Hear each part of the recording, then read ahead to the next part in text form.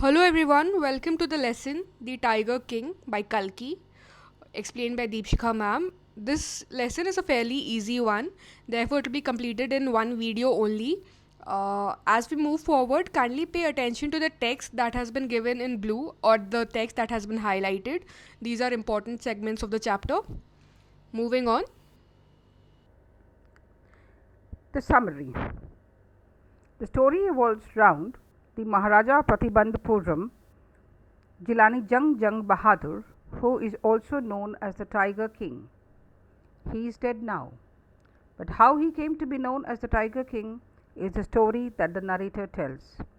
The manner of his death is quite interesting. Soon after he was born, the astrologers predicted that one day the tiger would grow up to be a great warrior, but he would have to meet his death. As the astrologers uttered these words, a miracle took place. The 10-day-old child said that all those who are born are meant to die some day. He wished to know the cause of his death. The chief astrologer was awestruck at the fact that the 10-day-old Jung Jung Bahadur did not only speak but also raised an intelligent question. The chief astrologer said that he was born in the hour of the bull. The bull and the tigers are enemies. Therefore, his death would come from a tiger. After hearing this prophecy, Jung Jung Bahadur was not intimidated. Instead, he declared, "Let tigers beware." The crown prince grew taller and stronger with each passing day. No other miracle took place in his childhood other than the initial one. He was brought up like an Englishman under the influence of Western culture. At the age of 20, the state came into his hands. The astrologer's prediction came to the Maharaja's ears. He started hunting as an act of self-defense. He was extremely delighted to kill his first tiger. However, the state astrologer warned him that he may kill 99 tigers, but he must be aware of the 100th tiger. When the king questioned him what he was going to do if he managed to kill the 100th tiger as well, the astrologer said that he would give up his profession if his predictions turns out to be true. The state banned tiger hunting by anyone except the Maharaja. A proclamation was issued stating that if anyone dared to even hurt a tiger, all his property would be confiscated by the state. The Maharaja had only one goal at that point, and he vowed to attend to all other matters only after killing 100 tigers. He faced a lot of dangers while hunting the tigers, but he always managed to be victorious. Because of his obsession of killing tigers, once the Maharaja almost lost his throne. A high-ranking British officer who was very fond of hunting tigers and even fonder of being photographed with the tigers shot visited Pratibandhupuram. He wished to hurt the tigers in Pratibandhupuram, but the Maharaja refused to cooperate even when the British officer's secretary informed the Maharaja that the British officer wanted a photograph of him holding the gun and standing over the tiger's carcass, and that he could do the actual killing. The Maharaja refused. He thought that if he agreed to this proposal, then other British officers would also desire to hunt in his kingdom.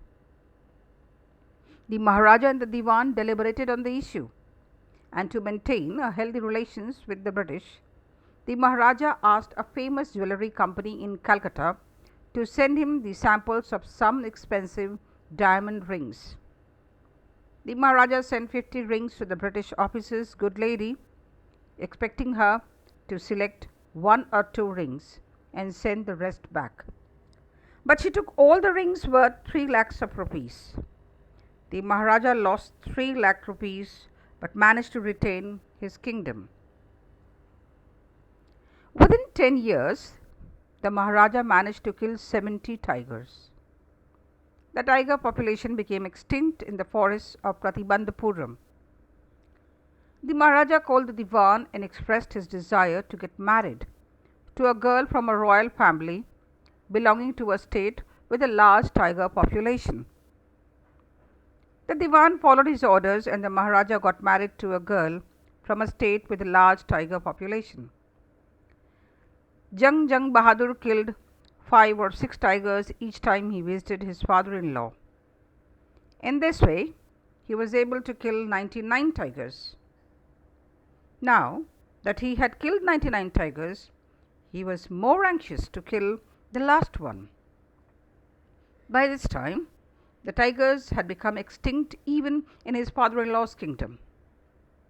The Maharaja was eager to kill the 100th tiger, and then he could give up tiger hunting altogether. He was sunk in gloom as the 100th tiger could not be found.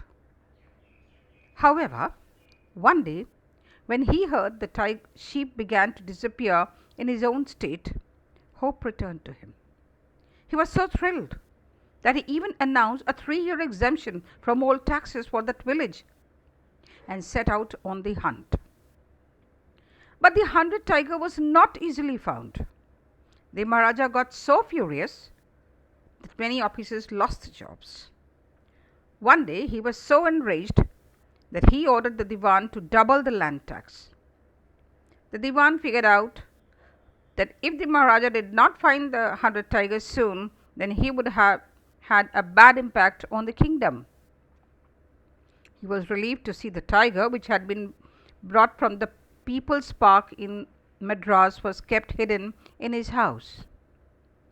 At midnight, the Diwan and his aged wife dragged the tiger to the car and drove it straight to the forest where the Maharaja was hunting. The tiger wandered into Maharaja's presence and he shot the beast with boundless joy. The tiger fell on the ground. The Maharaja was so ecstatic that he ordered the tiger to be brought to the capital in grand procession. After the Maharaja left, the hunters found out that the tiger was not dead after all. The Maharaja missed the target. The tiger had just fainted from the shock of the bullet that was fired at it. However, out of fear of losing his job, everyone decided not to tell the Maharaja about this. Finally, one of the hunters shot the tiger dead and they took it in a procession through the town and buried it. The tomb was erected over it. A few days later, on the Maharaja's son's 3rd birthday, he wished to give him some special gift. After searching a lot for the perfect gift, the Maharaja spotted a wooden tiger in a toy shop and decided to buy it for his son. The wooden tiger cost only 2 annas and a quarter, but the shopkeeper managed to sell it as an extremely rare example of craftsmanship for 300 rupees. On that day, the father and the son played with the wooden tiger that had been carved by an unskilled carpenter. Its surface was rough. As a result, one of the sliver of wood pierced the Maharaja's right hand. He pulled it out and continued to play with his son. The next day, an infection flared in his right hand, and within 4 days, it spread all over the arm. 3 famous surgeons were brought to operate him. The operation was successful, but the king was dead. The 100th tiger finally took its revenge upon the Tiger King. Let's discuss the theme. The first theme is pride and stubbornness. Obstinacy, you may say here. The story The Tiger King is a satire on the pride and stubbornness of those in power. The writer takes us to the days of autocratic and eccentric kings. These kings lived under the thumb of British rule, hence they fear them. Most of the time the rulers were not interested in serving the people and working for the welfare of the public. Instead, they spent their time in foolish pursuits. They flouted our laws and bent them to suit their selfish interests. The Maharaja Pratibandhupuram tried to belie what was written in his fate. The chief astrologer had predicted that the cause of his death would be a tiger.